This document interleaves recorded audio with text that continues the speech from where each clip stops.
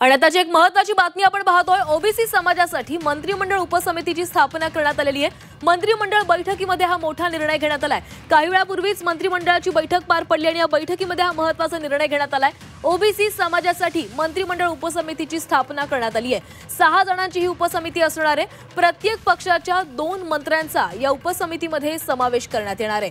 उपसमिती ओबीसी समाजाच्या प्रश्नांसाठी काम करणार आहे। त्यामुळे समितीमध्ये नेमका कोणत्या मंत्र्यांचा समावेश केला जातो याकडे लक्ष असणार आहे। आताची सर्वात महत्त्वाची बातमी, काही वेळापूर्वीच मंत्रिमंडळाची बैठक पार पडली आणि या बैठकीमध्ये ओबीसी समाजासाठी उपसमिती स्थापन करण्याचा निर्णय घेण्यात आला आहे।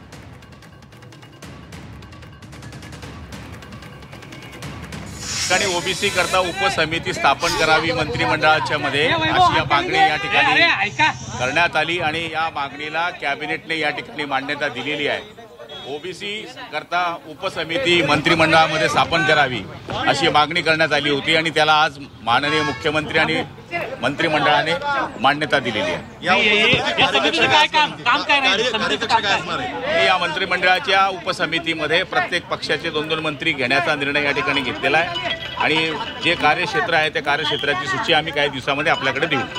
काल जो निर्णय घेतलेला आहे त्या पार्श्वभूमीवर पूर्वीपासून ही मागच्या वेळेस सुद्धा ही मागणी करण्यात आली होती आणि त्यावेळेस असं आश्वासन दिलं होतं की एवढ्या पंधरवाड्यामध्ये आम्ही ही समिती स्थापन करू। त्याचंच आज मागणी करण्यात आली आणि त्यालाही मान्यता आज देण्यात आली।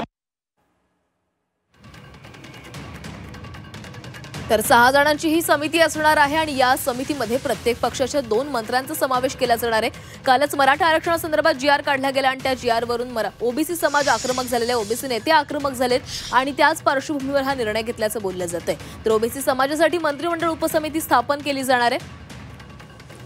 6 जणांची समिती असेल।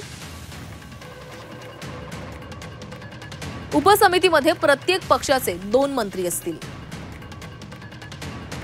तर ओबीसी समाजाच्या प्रश्नांसाठी ही समिती काम करणार आहे असंही सांगण्यात आलंय।